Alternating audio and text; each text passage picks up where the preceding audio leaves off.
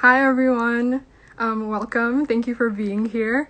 This is Dig 3X, and we have a new series called How to Grow Your Garden, where we bring on our friends to talk about how they're building their spiritual, creative, and personal gardens. And I'm Wangel. Thank you for joining, and I'm really excited to have one of my best friends, Kahari Blue, join us this week, and he'll bless you with many wisdoms, and I'm just so glad that we were doing this. Okay, here we go.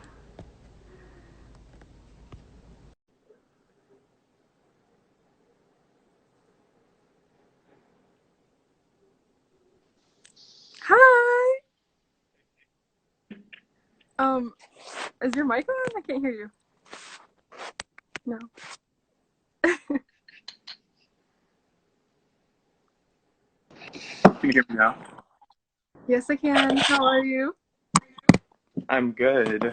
I'm trying to make sure that the audio is working. Okay, good. You can hear me? I can.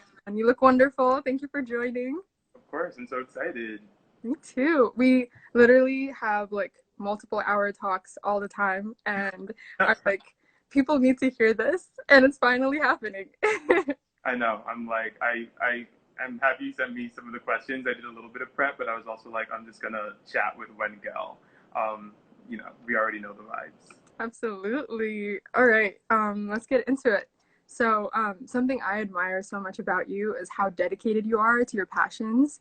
And the question that I want to ask is, how do you grant structure and commitment to your passions or your art when it doesn't necessarily happen to be your 9 to 5, like in your adult world? Yeah, it's a great question because 9 to 5 is a lot of time. It's 8 hours out of the day. So if you have other things that you're passionate about or other kind of practices that you consider work, it can be a lot to fit into the day. But I don't know. The way I've been thinking about it is like 24 hours is a long time, and if I'm spending 8 hours at work, 16 hours left. I'm going to be spending 8 hours sleeping. So Mm-hmm. in terms of commitment and structure, it's really been about refining how I spend those 8 hours of the day where I'm not sleeping and when I'm not working. Um, so it's not always easy to make sure that I am giving the time that I need to devote to passions like singing, like writing. And those are more like the creative passions in terms of producing things, but then also just consuming the stuff I want to consume and being and bearing witness to all the art that other people are making. Mm-hmm.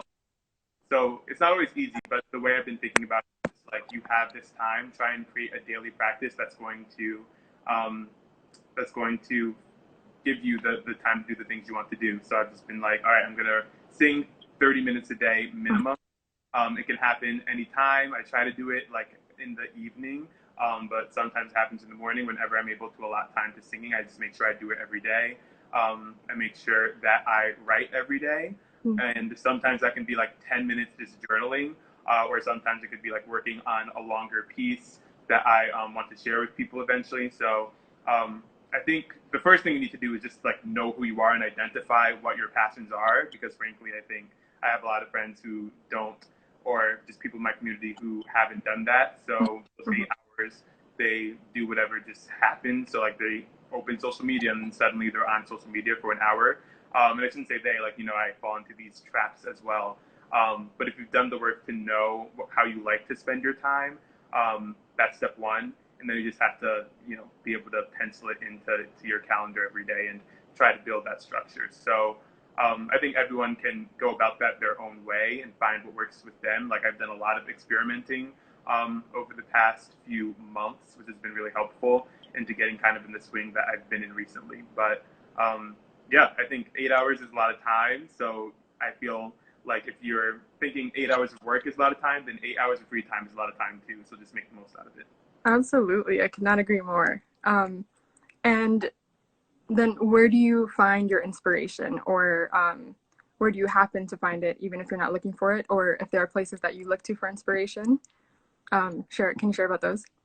Yeah, I think recently, I feel like we've talked about this. I've been thinking a lot about nature Mm-hmm. um, and how kind of everything that ever was, everything that is right now, and everything that will be already exists, and you can already find it in nature, which like recreates itself over time. So like the wisdom of our ancestors, like there's so much fertile ground just existing in this world, and you just need to go find it. So in terms of inspiration, I've been looking a lot towards like a lot of Black writers who have like produced, like my elders and my ancestors who have like who kind of like knew the not the one way to be, but I feel like they had a lot more figured out than I do right now. So there's so much I can learn just by like reading people like Bell Hooks, like James Baldwin, like Martin Luther King. Like I was so frustrated by all those people posting who had maybe like never read a word of King in their lives. So reading's been big for me, which I think all of my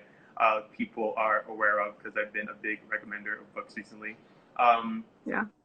TV and I guess just all forms of art, not just books, but recently I've been like falling in love with television, which is funny because people know me as this like theater nerd, hello, and I haven't spent like that much time watching TV like intentionally as a source of inspiration until recently. And I think there's a lot of shows out right now that are really inspiring, like deeply so, and have been moving me to just like set myself free. Like I think a lot of these shows are about characters who are going on these really complex journeys who might not be in a really good place in the beginning of the show, but by the end you kind of like slowly watch them free themselves and liberate themselves, and that's been really inspiring to as like a model of how to do that. And also the artists who create those shows, like a lot of them are writing a story about someone who's freeing themselves, but they're freeing themselves in the process of making it. So that's been really important to me as well. And then also just my community. I have so many like amazing, brilliant friends. Like my conversations with you, I always like walk away feeling so happy and so reminded of like how much love and joy there is in the world. So I think all of my friends and fam, I have to thank for that. Absolutely. I love it. I walk away feeling the same. So would you say art is huge to how you connect with yourself spiritually, and does it feed your spirituality? Yeah, thanks. I think I like that question because my art is just that, an act of spirituality. And I think primarily like singing and writing feel like very spiritual to me. Singing because there's something like really profound about the act of like breathing in air that is out there in the world and then breathing out sound. And it's a reminder to me that like everything that exists is there to feed me, and I'm there to feed everything that exists. And it's really this like mutual relationship of me like taking in the air and then releasing something that's like uniquely my own also. That like I have something to give to this world. So singing's been great. And also I think it's interesting because singing's like really hard, and there's a lot you can control and there's a lot that is like totally out of your control. And I think that like is a spiritual reminder as well that like like you have your own destiny, who knows what's going to happen, but you can be intentional in your life to like reach your goals and to live your truth. But also like life is just going to happen. So like I have a vocal technique that I can rely on, and I think I know how to sing, but sometimes my voice completely surprises me. One thing and it like fails miserably, or like I do something new that I didn't even know I was able to do. I hit that new note. I accomplished this new vocal quality. So singing's been like very deeply spiritual to me, which is why I felt the need to like do it more. And then writing, I talked to friends about this, about how like things like this, like conversations with people, especially like public for people to watch, I always feel so uncomfortable with, just because I'm not the most confident speaker, which might surprise people because I don't stop talking, but I don't consider it like my biggest strength, my ability to speak really eloquently, about what I'm thinking, what I'm feeling. But when I'm writing, I do feel that, and I do feel like I'm able to speak at my highest self, which feels like speaking from God, if you will.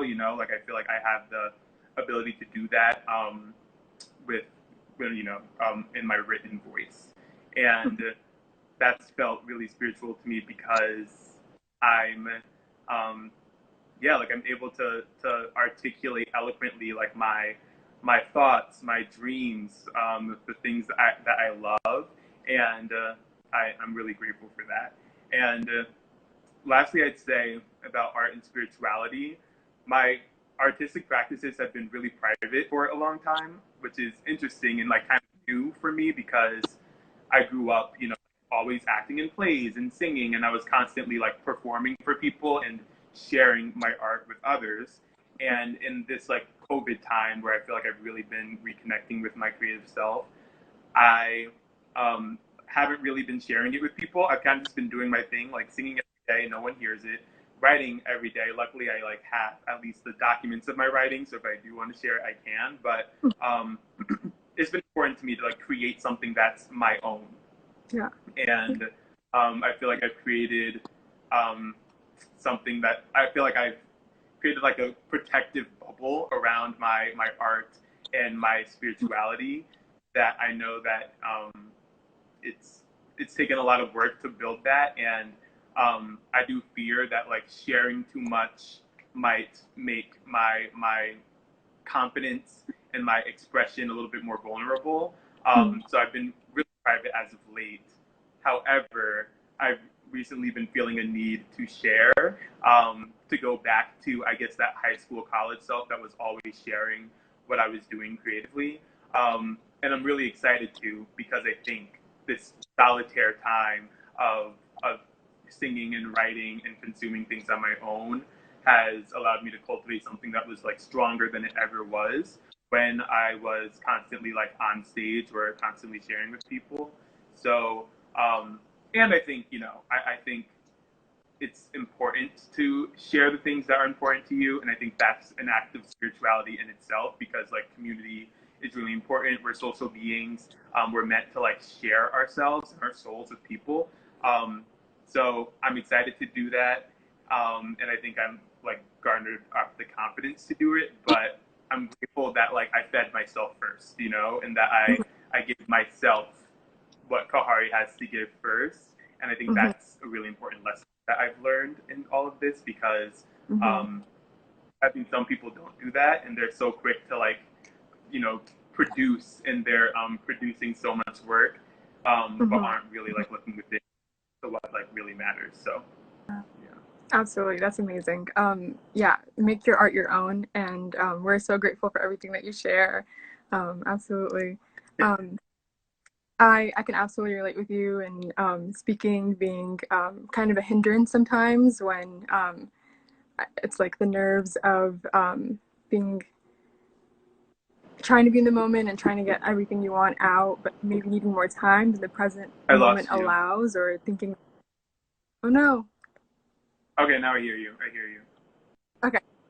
Yeah, just how speaking can be challenging, and and thinking that you don't have the time to get out everything that's in your heart and your mind, and writing definitely is a really great, not necessarily escape, but just another channel to exercise you sharing what you want to share with the world when another means just isn't really cutting it. I always say, like, why did I have to like want to be an actress or someone that an actress when I'm not super comfortable like speaking in front of an audience, no matter if it's like a whole theater or even an Instagram live. And it's something I'm definitely challenging myself to exercise more often and get more comfortable with.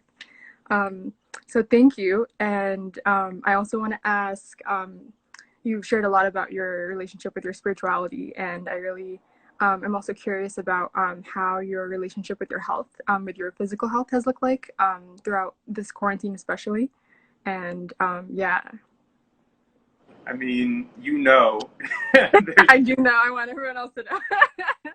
there's been a lot of change, and that's like a behemoth of a question to succinctly tackle. But yeah, my relationship to my health has like completely transformed since March. Really, in that I'm actually paying attention to it. Like that's been the shift, because I think throughout my childhood and early adulthood, I lived my life as intentionally as I could, but like my health, physical and mental, emotional, like wasn't something I actually engaged with, like really at all. And I think because of that, like developed so many bad habits that all centered around not even understanding that I had a body, that I had a physical body that needed tending to. So yeah, I think I took little care, and holistically was just treating my body horribly. So like wasn't sleeping enough, wasn't eating well, wasn't moving enough. I like didn't really have any like mindful or spiritual practices to make sure I was emotionally and mentally well. So I think I realized that in March, after like a year of being out of college and on my own, because I really had to pause and just be with myself and be with myself and my mind and my body. And I like for the first time had the revelation that something wasn't right.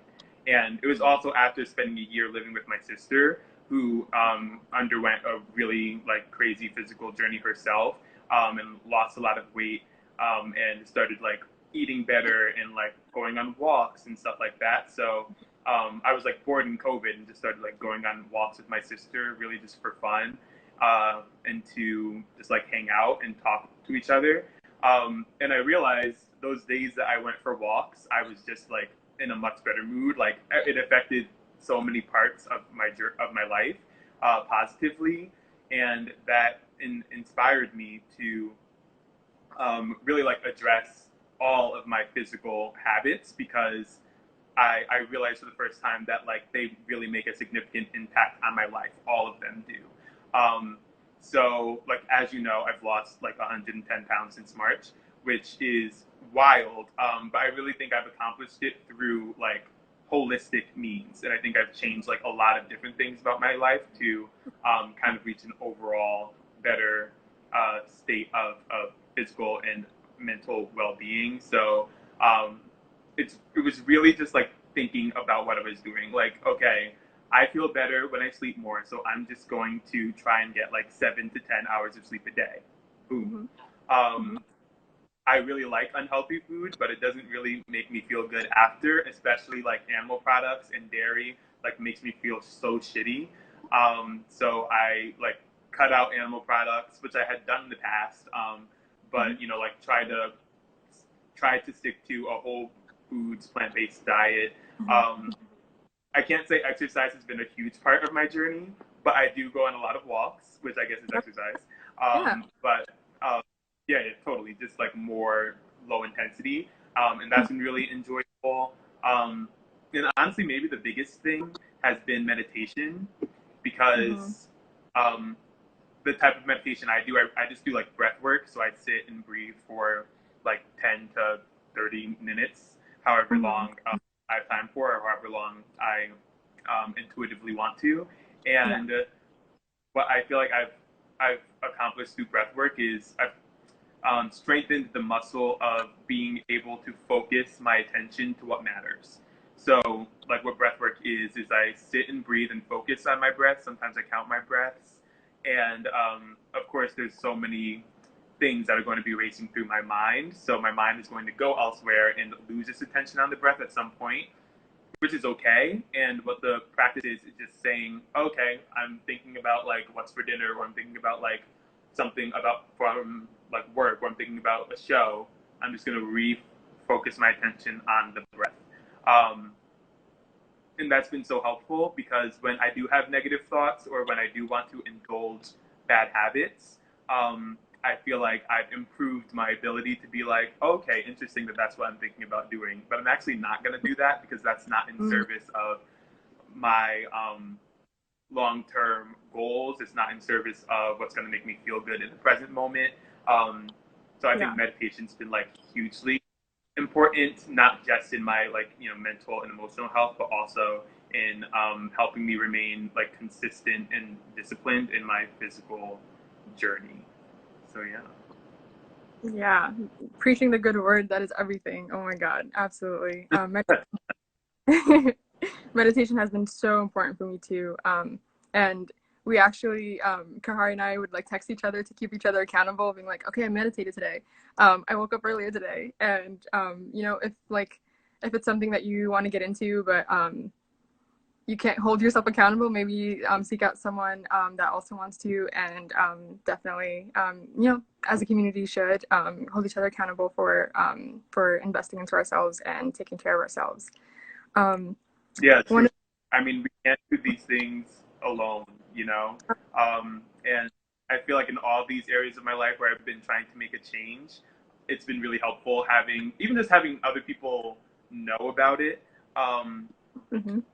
Quietly, even like I feel like I sometimes like have people in my life act as formal accountability partners. Like, hi, make sure I like meditate today, which you know I asked you to do. But Mhm. then sometimes it's helpful just to say like, you know, like I've been trying to eat better, and just like to plant that seed Yeah. in a friend's Yeah. mind. And like a good friend will like check in on you like a week later and be like, so like what did you eat this week, or like how are you feeling about your diet? And it's really Yes. helpful. So yeah, like all of this I totally did not do alone, and I'm really grateful for my community, for their encouragement, for and just for grounding me in the truth that like I already know what to do, and I just need to keep going and listen to myself. I love it. Yeah. And I love the way that you like really normalize that. Because your community has shown up for you, but you also like made it normal to be like, um, I recognize that I might not be strong enough to hold myself accountable every single day. So I would really appreciate your support. I Yeah. think that's absolutely beautiful thing to reach out and know who your community is. And one of one of my favorite conversations that we've had recently is us talking about like, do we remember how we were like when we were kids, whether that was middle school or high school, and so I want to Yeah. ask you, what are the that like how have you been connecting to your childhood self while living this adult life of yours, of ours, or whatever? Yeah.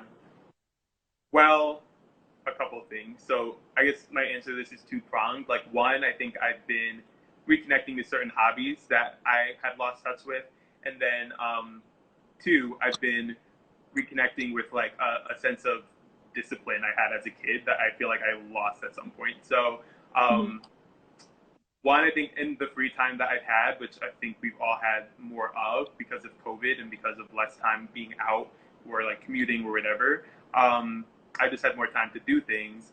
And I think particularly I've been reading more than ever, which is has been so fun and honestly like life changing. And as a kid, I read a lot, and like and I'm talking a little kid, like before life kind of got crazy. You know, I think life got busy and intense for me in high school, which I think it does with a lot of like I don't know, like high achieving kids, probably just most kids in general. And in but as a kid, like I would just read stories. I would read like novels and like you know all of those series that kids would read, and it was a really big part of my life that I just enjoyed. And I like have always had a love for language and always had a love for story that I think started before I got into theater, before I got into TV. Um, so reading has been really important to me. Except recently, I've kind of been uh, combining my childhood love for reading with my adulthood love for like knowledge, and because I've been reading more fiction, oh excuse me, nonfiction Mhm. than I did as a kid. Like as a kid, I would just read like fantasy and you know a lot of fiction. Mhm. But that's been a big thing that I've done recently to reconnect with like how I spent my free time as a kid, and I would read so much, and I would also play video games, which I stopped doing. I think like in college. I didn't bring like my game systems to college with me, and I just didn't play as much. I played a little bit with friends, like we'd play Super Smash Bros. A lot on the Wii, but it wasn't something I did like weekly, you know. Mhm. And recently, I've been feeling that video games have gotten me into such like flow states that have been really helpful. Like when I play a video game, I literally just get lost in it, and I'm not thinking about anything else, and I'm really just like in the motions of whatever game, especially like Mario, like sports games, like Mario Kart. I'm just so focused on driving. I don't. I find that I don't get that in other areas of my life. So I think video games have been helpful to reconnect with that sense of flow, and again, trying to apply that to other parts of my life. Um, and then I've talked already about singing and writing, but I think just doing more of that, singing and writing more. I don't think I ever really lost singing or writing, but I've been committing to them more and making them bigger parts of my day because as a kid, like I literally wouldn't shut up. Like my family would always be like yelling at me to stop singing because it was just a given. And I think I lost that recently. So I've just been like singing all the time and writing as much as possible as well. But then I think what we were talking about on one of our FaceTimes was how like as a kid I felt like I was so I really made the most out of my time and I was really disciplined, like really like got things done. Like thinking about my high school self specifically, when I was like taking all of these AP classes and I was like participating in all these clubs and doing like so much theater, like being in 4 shows at once, like all the time. I think in college I lost that sense of like of discipline and of work ethic because college, as you also know, I spent lots of time just like having fun and indulging in all of the social pleasures of school, which no regrets. But I've been like, okay, like, and I used to work so much harder, and and when I was working hard, I was growing more and I was learning more, and I was a happier person. So I think it's in terms of like it has been like reconnecting with that sense of let's go get it, you know, which I feel like I lost in college.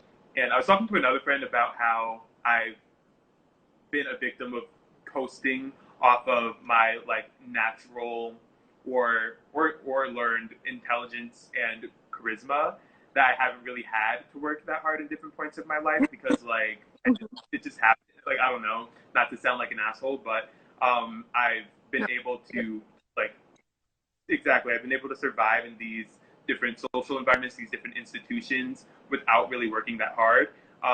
Which I also think actually says less about me and more about the institutions and how once you figure out how to survive in capitalism, like you just know what to do. Right, right. I haven't really applied myself in like forever, and I think I'm a part of me is scared in seeing what I could accomplish or who I could be if I did apply myself. And trying to get through that right now and trying to be like that high school Kahari who is just like always working so hard. And of course, you know, rest is important. Rest is radical. We stay on the NAP ministry. You should follow the NAP ministry on Instagram. But work is also important. And I genuinely don't feel like I've worked hard in like 5 years. So I'm trying to change that. Amazing, amazing, amazing. I love all of that. Thank you so much for sharing. Okay, well, I feel like we've kind of touched on this in different ways, but as the series asks, how do you grow your garden? How do you maintain it? I love this question. My take on it is going to be like a little bit literal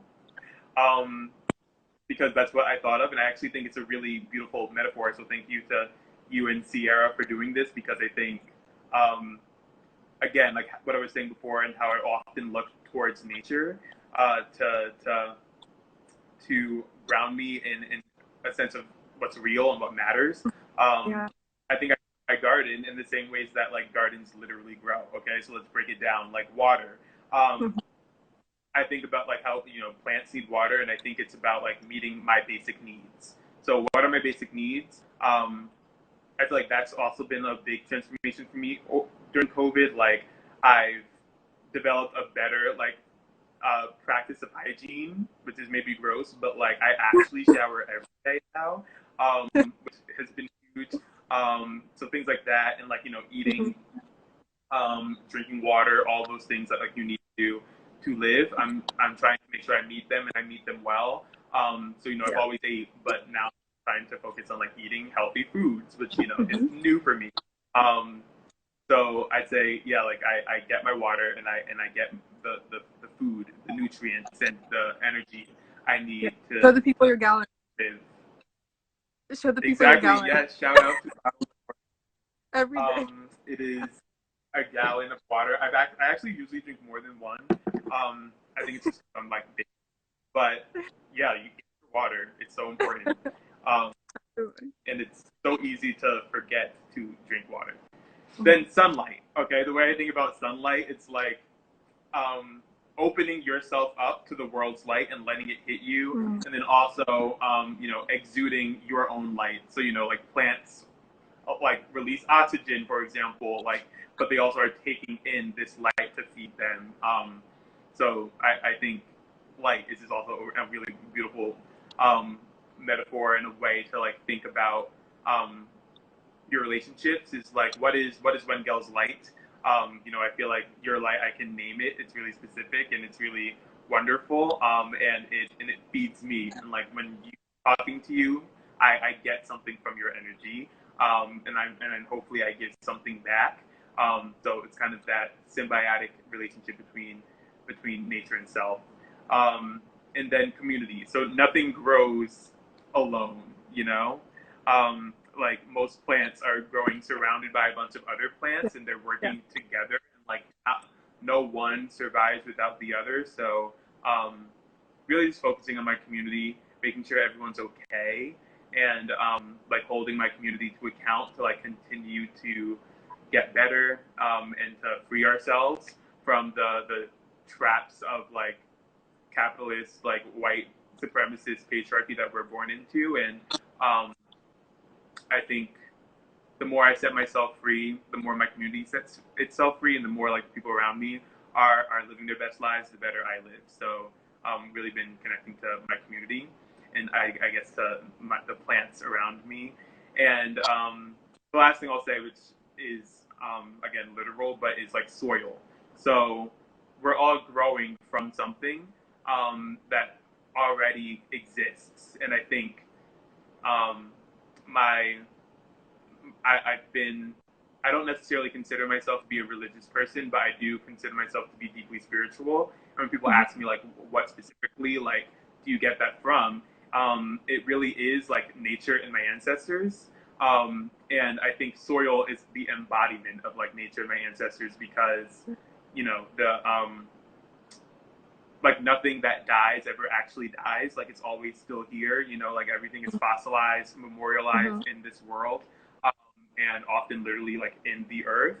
And nature also regenerates itself. So like nothing dies in nature. Everything's still here. So knowing that like I'm growing from really fertile ground and that I can always like go back to the roots to when I'm going through a hard time, that's really helped me continue my growth as well. Um, so yeah, I really like this metaphor. LOL, like Rishi commented, yes, Kahari, extend that metaphor, because I think it's perfect and I think it's something that we can all work. So thanks again. Oh my God, that was absolutely beautiful. My heart is like fluttering. Thank you so much for those words.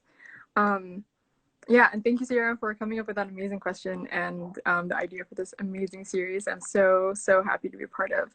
Um, okay, I'm still reveling in that beautiful answer.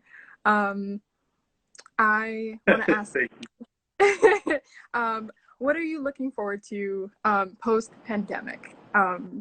Hopefully, when we're able to be free and like live somewhat normal lives again.